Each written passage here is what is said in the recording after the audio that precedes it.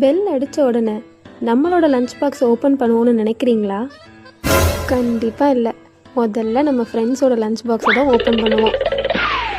நம்ம பிரியாணியே கொண்டு போயிருந்தாலும் ஃப்ரெண்டோட அம்மா வச்சு கொடுத்துருக்க புளியோதரை, லெமன் சாதம், கர்ட் ரைஸ் இதுதான் உலகத்துலேயே ரொம்ப டேஸ்ட்டாக இருக்கிற மாதிரி இருக்கும். ஸ்பூனா அதெல்லாம் சும்மா லஞ்ச் பாக்ஸுக்கு ஷோக்கு தாங்க கொண்டு போயிருப்போம். கையால் எடுத்து ஒருத்தருக்கு ஊட்டி விட்டு சிரிச்சுட்டே சாப்பிட்டு அந்த லஞ்ச் பீரியட்லாம் சில டைம் கொண்டு வந்தவனுக்கே இருக்காதுங்க அவன் லஞ்சு. இங்கடா இங்கேருந்து சிக்கனை காணோம் அப்படின்னு தேடி பார்த்தா நம்ம ஃப்ரெண்ட் எடுத்து சாப்பிட்டுட்டு இருப்பான். ஆனால் அதை பற்றி யாருமே கவலைப்பட மாட்டோம். ஏன்னா அந்த லஞ்ச் பாக்ஸில் இருந்தது வெறும் சாப்பாடு இல்லை, நட்பு, சந்தோஷம், மறக்க முடியாத நினைவுகள்.